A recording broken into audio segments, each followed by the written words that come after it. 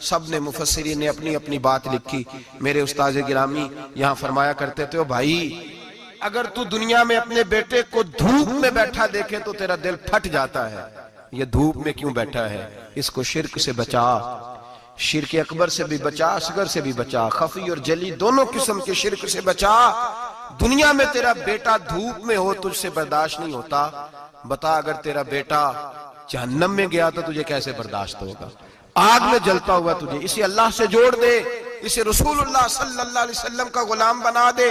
میرے نبی کریم سید عالم صلی اللہ علیہ وسلم نے فرمایا جب تیرا بیٹا 7 سال کا ہو جائے تو اسے مسجد لے کے جا، 3 سال تک لے کے جا مسجد، 10 سال کا نماز نہ پڑھے تو سزا دے، 3 سال تک خود اپنے ہاتھوں سے ٹریننگ دے، اسے مسجد لے جا، آداب مسجد بتا، اسے نماز سکھا، تو خود لے کر کے جا، بھیجنے کا نہیں کہا. فرمایا جب بچہ 7 سال کا ہو جائے تو اسے مسجد، بڑی محنت کرتے ہیں ہم بیٹے کو بنگلہ دینے کے لیے، بینک بیلنس دینے کے لیے، دن رات ایک کر دیتے ہیں، خدارا اسے نمازی بنانے کی بھی محنت کرو.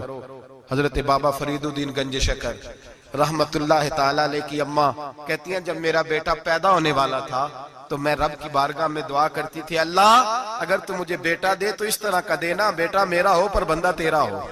اے اللہ اگر بیٹا دینا تو اس طرح کا دینا میرے اللہ، اس طرح کی مجھے اولاد دینا کہ دودھ وہ میری چھاتی سے پیے پر شکر تیرا ادا کرے. اے اللہ اگر بیٹا دینا تو اس طرح کا دینا کہ قوت روٹی روزی وہ زمین پہ کھائے لیکن اسی زمین پر وہ تیرے دین کا سپاہی بھی بنے، وہ مجاہد فی سبیل اللہ بھی بنے. حضرت بابا صاحب کہتے ہیں مجھے شکر پسند تھی، اماں بڑے جتن کرتی ہے بیٹے کے لیے، بڑا کچھ کرتی ہے، اور بیٹے روٹی ٹائم پہ کھانا فلاں کا، کہتے ہیں مجھے شکر پسند تھی. میری اماں سردیوں کے ٹھنڈے موسم میں اٹھ کے میرے لیے پانی بھی گرم کرتی، مصلی بھی بچھاتی، اور پھر ایک پڑیا شکر کی بنا کے میرے مصلی کے نیچے بھی رکھتی، کہتی بیٹا نماز پڑھیں تو اللہ شکر دیتا ہے. آپ فرماتے ہیں میں روز نماز کی 5 نمازوں کے وقت مصلی اٹھاتا تو پڑیا شکر کی ملتی. سکول اور مدرسے کے میں اپنے کلاس فیلوں کو بھی کہتا نماز پڑھو بڑی پیاری شکر ملتی ہے، کہتے ہیں میں روز شکر کھاتا.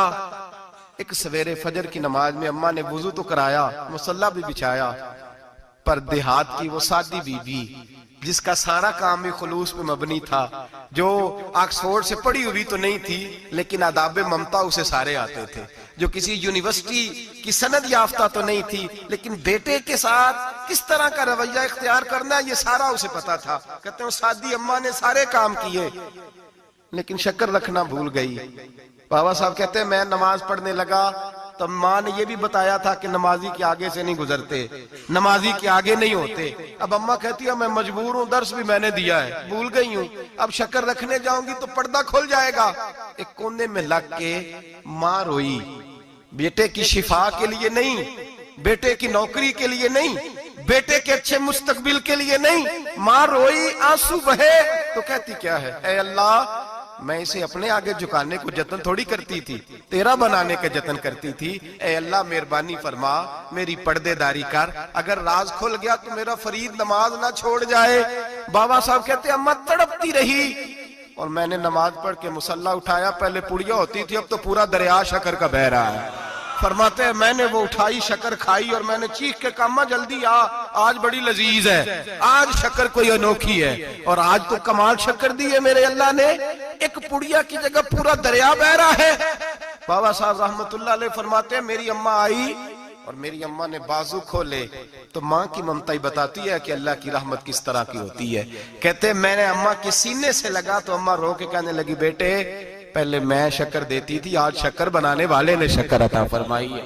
ساری زندگی پیشانی سے سجدے کا نور نہیں گیا، ساری زندگی وہ لذت عبادت نہیں گئی، اس لیے کہ استاد نے ڈنڈے سے نمازی نہیں بنایا تھا، اس لیے کہ پیر صاحب نے یہ کہہ کہ نمازی نہیں بنایا تھا کہ نماز پڑھو گے تو روٹی میں برکت ہو جائے گی، اس لیے کہ علامہ صاحب کا وہ بات سن کے ہم نمازی نہیں بنے تھے کہ جس نماز میں بتایا جاتا ہے کہ بیماریاں ختم ہو جائیں گی نماز پڑھنے سے. اماں نے رب سے جوڑنے کے لیے نمازی بنایا تھا.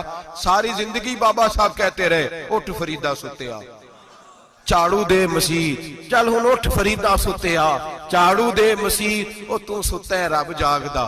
तेरी डाडे नाल परीत। सारी जिंदगी नमाज का, नमाज की ट्रेनिंग देना, अपने बच्चों को अपने रब से जोड़ना, अपने बच्चों को अल्लाह के साथ उनका ताल्लुक बनाना, उनको रब वाला बनाना, उन्हें रसूल पाक का गुलाम बनाना, ये ड्यूटी है माँ बाप की।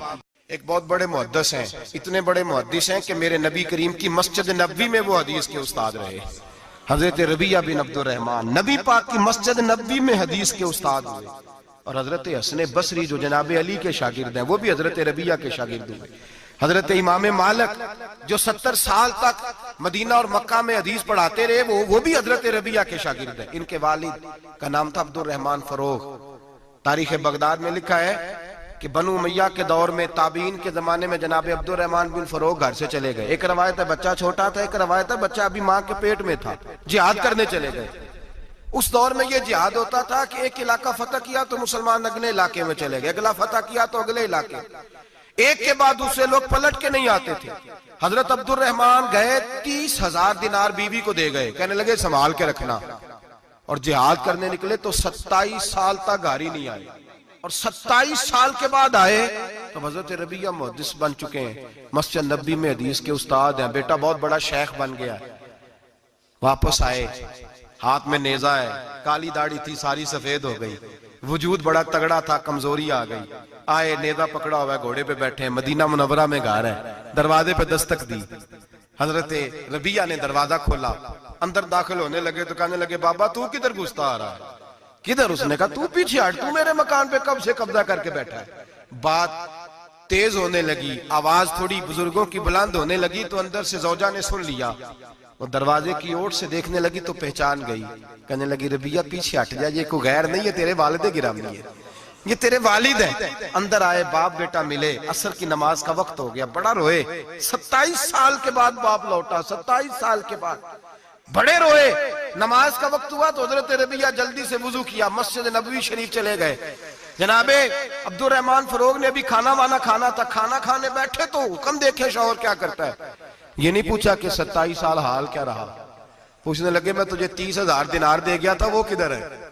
तो ज़ौजा कहने लगी खाना खा लो, असर की नमाज पढ़ के आओ, फिर बताती हूँ पैसे कहाँ हैं, आपकी रकम बड़ी अच्छी जगह पे महफूज है। कहते मैं नमाज पढ़ने मस्जिद गया, असर की नमाज के बाद मेरे नबी पाक के मिंबर पर एक नौजवान बैठा है।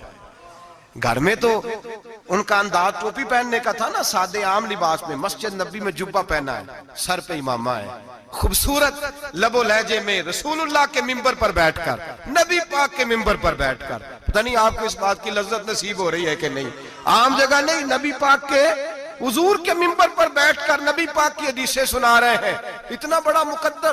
कहते हजरत इमाम मालिक जैसे लोग, ख्वाजा हसन बसरी जैसे लोग कागज कलम लेके हदीसों की समाअत कर रहे हैं, उनसे दर्स ले रहे हैं। जनाबे अब्दुर रहमान कहते हैं मेरी नजर उठी, कुछ बूढ़ा हो गया था, कुछ उस वक्त वो टोपी में सादे लिबास में थे, पहचान ना पाया।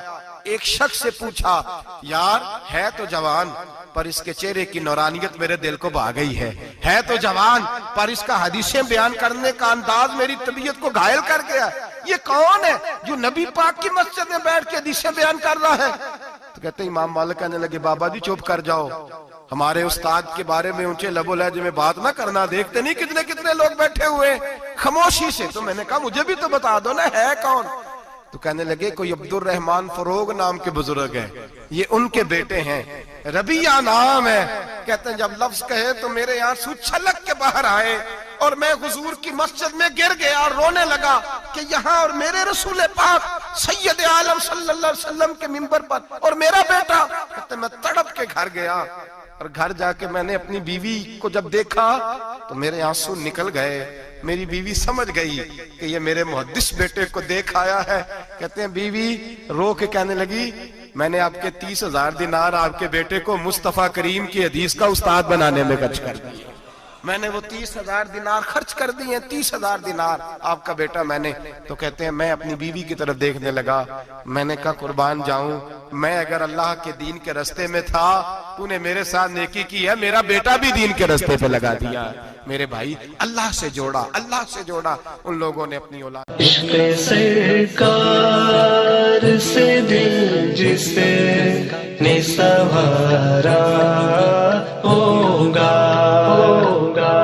उसकी किस्मत کا بلندی پہ ستارہ ہوگا، اس کے قسمت کا بلندی پہ ستارہ ہوگا، عشق سرکار